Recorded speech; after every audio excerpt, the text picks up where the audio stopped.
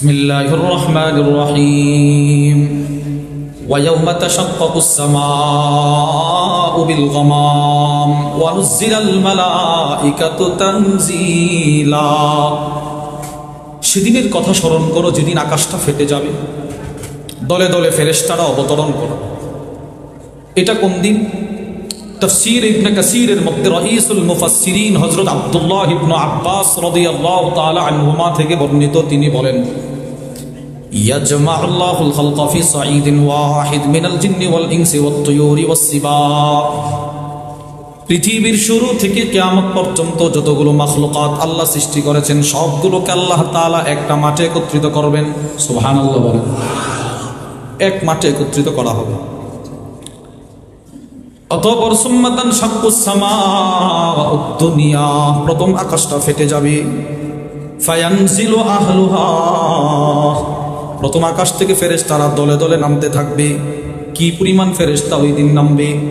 আব্দুল্লাহ ইবনে আব্বাস বলে, পৃথিবীর শুরু থেকে কিয়ামত পর্যন্ত সমস্ত মানুষের সংখ্যা মিলে যত হবে, পৃথিবীর শুরু থেকে কিয়ামত পর্যন্ত সমস্ত জিন্নাতের সংখ্যা মিলে যত হবে, পৃথিবীর শুরু থেকে কিয়ামত পর্যন্ত যত পশু পাখি আল্লাহ সৃষ্টি করবেন, যত কীট পতঙ্গ পিপীলিকা সৃষ্টি করবেন, সবগুলোর সমষ্টিগত সংখ্যা যত, এর চাইতে কোটি কোটি গুণ বেশি ফেরেশতা শুধু প্রথম আকাশ থেকে নামবে। সুবহানাল্লাহ।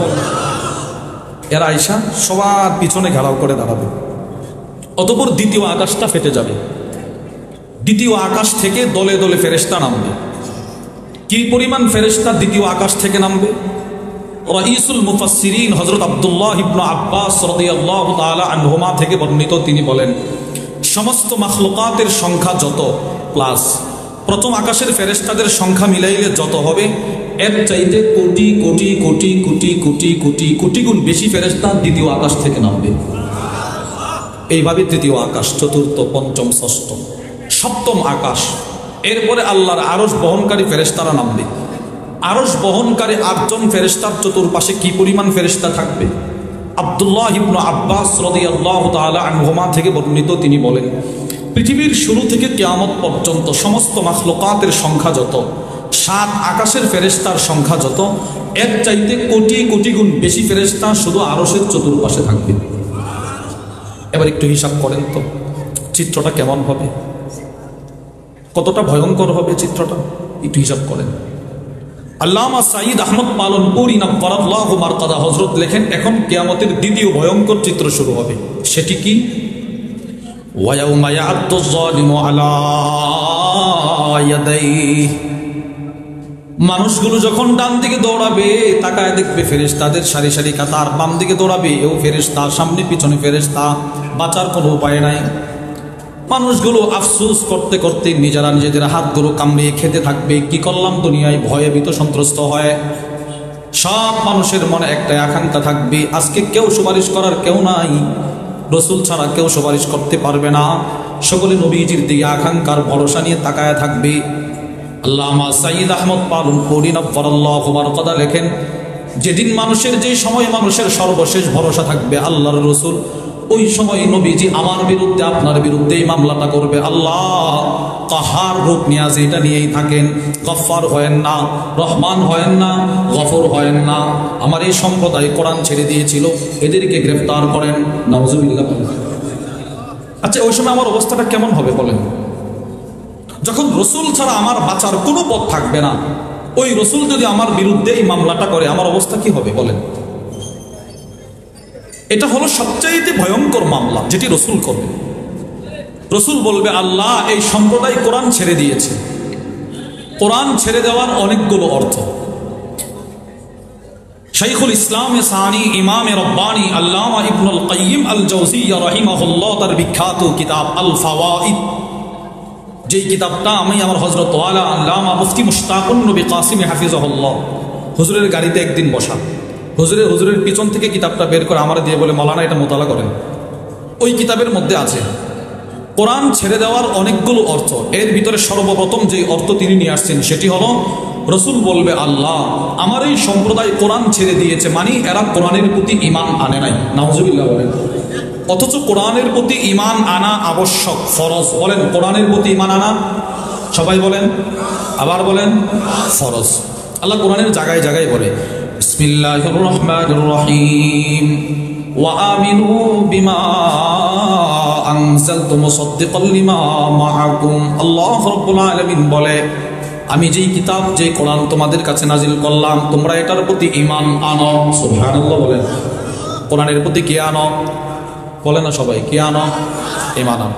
2 নম্বর, আল্লাহ আল্লাহর রাসূলকে পর্যন্ত বলে ওয়াত্তাবি মা উহিয়া ইলাইকা মির রাব্বিক। দোস্ত, আপনার কাছে যেই কিতাবের ওহী প্রেরণ করা হয় আপনিও সেই কোরআনের অনুসরণ করেন। সুবহানাল্লাহ। আল্লাহর রাসূলকে আল্লাহ কথা বলতেছেন। সবচাইতে আশ্চর্যের বিষয় হলো আল্লাহ আমাদেরকে লোভ দেখায়া দেখায়া এও যেন আমরা কোরআনের প্রতি ঈমান আনি, আল্লাহ লোভ দেখাইতেছেন। সূরাতুল আনআম আল্লাহ বলেন বিসমিল্লাহির রহমানির রহিম ওয়া হাযা কিতাবুন আনজালনাহ। এই হলো এক কিতাব যা আমি আল্লাহ নাজিল করেছি। আমরা প্রশ্ন করলাম আল্লাহ তো আমার কি হয়েছে? আল্লাহ বলে মুবারক, বরকতপূর্ণ কিতাব। সুবহানাল্লাহ বলেন। ফাত্তাবিউহু, তোমরা এই কিতাবের অনুসরণ করো।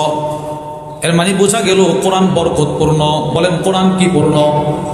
বলে না সবাই, কোরআন বরকতপূর্ণ। এই আয়াতের ব্যাখ্যায় ফকি আবুল লাইথ আস-সামারকান্দি রাহিমাহুল্লাহ তার বিখ্যাত তাফসীরের কিতাব তাফসীরুস সামারকান্দির মধ্যে লেখে আল কোরআন ফিহি বারাকা, কোরআনের মধ্যে আছে বরকত। কার জন্যে? কুলিমান আমানা বি, যে কোরআনের প্রতি ঈমান আনে তার জন্যে। সুবহানাল্লাহ বলেন। কোরআনের মধ্যে বরকত আছে, যে ঈমান আনে তার জন্যে দুনিয়ার বরকত আছে, তার জন্যে আখিরাতেরও বরকত আছে। কোরআনের মধ্যে দুনিয়ারও বরকত আছে, কোরআনের মধ্যে আখিরাতেরও বরকত আছে। বলেন তো 1 নম্বর কোরআনে কিসের বরকত আছে? বলে না, বুঝেন নাই কথা? দুনিয়ার বরকত। বলেন কোরআনে কি এর বরকত আছে? এবার আখিরাতেরও আছে না নাই? দুনিয়ার বরকতের দৃষ্টান্ত আপনারা সকলেই চিনেন। বাংলাদেশের বিখ্যাত একজন হাফেজ সালেহ আহমদ তাকরিম, নাম শুনেন নাই?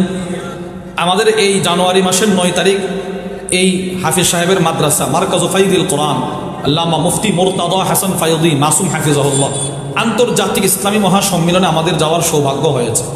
যতটুকু জেনেছি এই ছেলে হাফেজ তাকরিম অসহায় পরিবারের ছিল, ছোট একটা কুঁড়ে ঘরে তার বসবাস ছিল। কোরআন তাকে এতটাই বরকতপূর্ণ করে দিল, 12 মিনিটে 5 পৃষ্ঠা তেলাওয়াত করছে। কোরআন সারা পৃথিবীকে তারে পরিচয় করায় দিয়েছে। বরকতটা কেমন বলেন? 12 মিনিটে 75 লক্ষ টাকার মালিক আল্লাহ তাকে বানাই দিয়েছে কোরআনের বরকত। আপনি বলেন হালাল পন্থায় 12 মিনিটে 75 লক্ষ টাকা ইনকাম করা সম্ভব? দুর্নীতি করে হলে এটা সম্ভব, কিন্তু দুর্নীতি ছাড়া হালাল পন্থায় 12 মিনিটে 75 লক্ষ টাকা ইনকাম করা সম্ভব না। কোরআন এতটাই বরকতপূর্ণ, 12 মিনিটে 75 লক্ষ টাকার মালিক। এটা দুনিয়ার বরকত। আখিরাতের বরকত কি?